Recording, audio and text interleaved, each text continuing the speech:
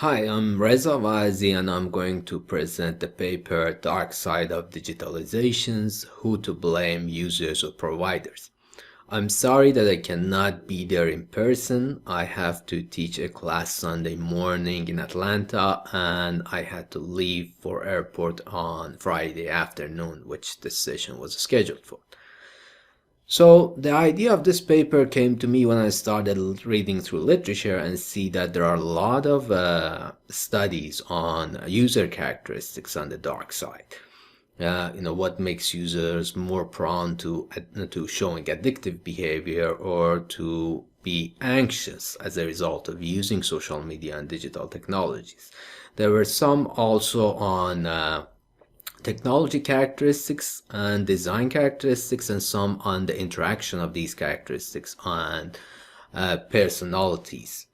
But there were not much or not many on the role of technology providers, social media providers, on these observed impacts or negative impacts of the social media. And that made me wonder why we do not have so many studies that consider the role of providers in this observed phenomenon. And I figured that there is this major argument against looking into roles of providers that shield technology makers from the misuse or maluse of their tools. Basically shielding technology makers and tool makers against any maluse of their technology. And this has been going on for thousands of years since humanity knew itself and became modernized.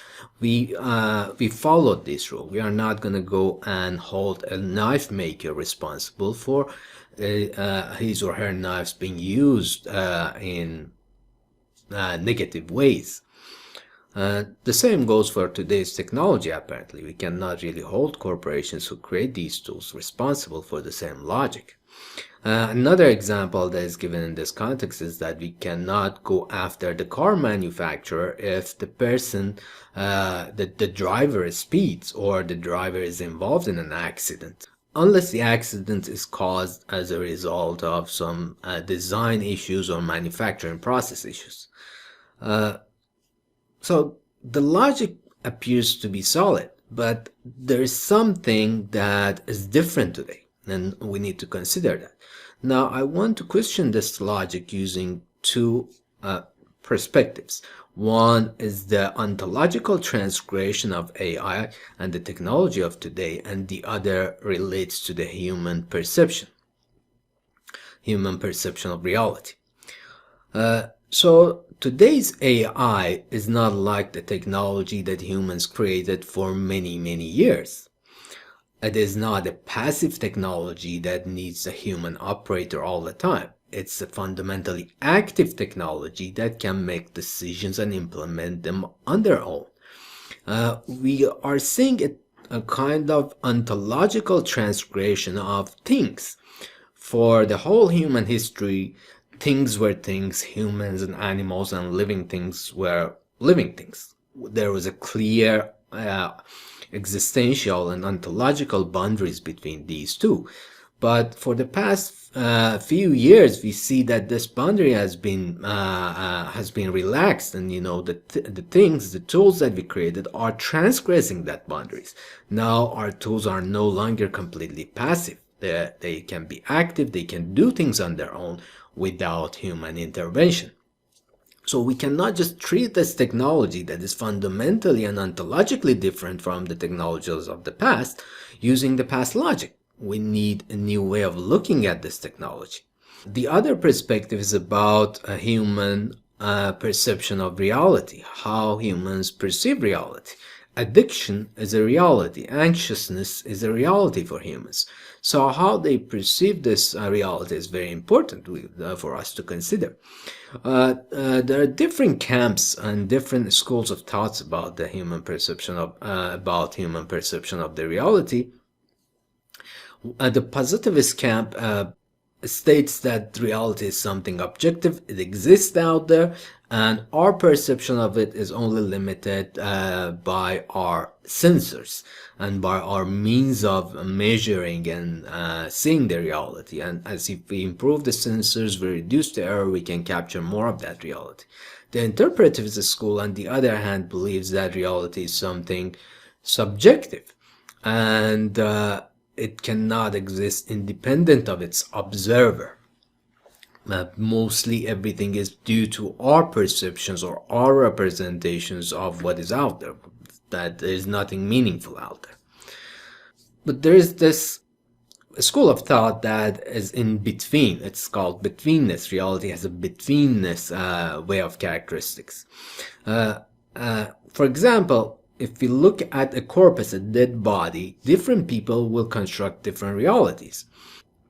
A coroner will have a different reality, different understanding of a dead body. A police forensic investigator will have a different understanding, different reality, and I or any other regular non-expert people will have a kind of different understanding. So we got one object, which is dead body. We have three different realities. These realities wouldn't exist if that objects wouldn't be there, but at the same time they vary to some extent. So we cannot say a reality, somebody's reality, is independent of what they interact with them. And this interaction is happening, this reality is happening through the human interaction with technology. So when we look at the technology design and we say, okay, we are considering technology design, this design is not formed in vacuum. It is actually formed in according to the corporate or the technology owner goals and strategies. Those strategies will trickle down into the design of information systems and will inform those design and feature choices of the technology. So we need to consider organizations' role for these two reasons. One is that the technology they are making is no longer completely passive. It is transgressing ontological boundaries. And the other reason is that the reality that is being created for users is not the users alone. The technology itself and the technology providers, they have a role in that reality. So they cannot be completely left alone. Now let's revisit the example, the car example. It is not hard to imagine that in a few years, most of our cars will run through some sort of AI, and the car manufacturers and will learn that if they can keep the driver in the car for more time, they can earn more money. Even today, many luxury car brands are offering subscription model. Means that the car comes full option, and if you want to use one of those options, you have to pay a monthly subscription fee. For example, if you want to use the seat warmer, you have to pay for it on a monthly basis, so the manufacturer will enable it through the car computer and the car AI. So you can imagine that in a few years, these manufacturers learn that if they can keep drivers to spend more time in a car, they can drive more money out of them. So the car AI goal will become to keep the driver more and more in the car, and it learns that if it can make the driver to speed, the driver tends to spend more time in the car for some reason. It also learns that if it plays some kind of music, the driver will drive faster. It starts playing that music, the driver goes faster and it gets a ticket, or he or she is involved in an accident. Now, who is completely responsible? Is it the human driver that is completely responsible, or the AI that manipulated the human to drive faster so the AI owner can make more money eventually, is partially also responsible for what had happened? So this imaginary car issue is already happening in the social media area. The social media is being run by AI. It is being operated by AI. And most of the social media companies' revenue generation model is advertising model. That means that they need to keep the users on the platform for more time.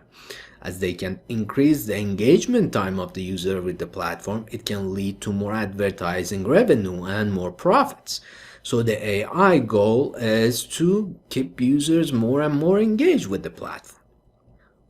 There are also studies that shows that there is a direct correlation between the time users spend on the social media platforms and the observed negative or adverse uh, impacts or the dark side of the technology. So the paper proposes that the AI training objective of keeping users more engaged with the platform, keeping them on the platform for more time, directly contributes to the observed negative outcomes of social media use. But it would be wishful thinking to go after the corporates and the owners of social media and ask them to change their goal from making money, because for most businesses, making money is the most important goal. It's the most essential goal. So what can we do? Here, I argue that we can have them amend the AI training goals and objectives with that of users' well-being. And that should lead to similar revenue and profit levels, if not more. So what is the logic here? It relies on ambivalence issue. So when people are ambivalent towards something, or some object, they adopt different coping mechanisms. Two of the more prevalent coping mechanisms are either, completely avoiding the technology or the tool or the object of ambivalence. The other one is intermittent use of the object, going back and forth, using the object and stopping to use the object for a while. We may all know some people in our circle of friends and family that are off and on Facebook and other social media platforms for the same reason. They know the benefits of being on social media. At the same time, they can see the adverse personal impacts for them, maybe anxiety, maybe depression, maybe addiction. So they cope with that kind of ambivalence in different ways.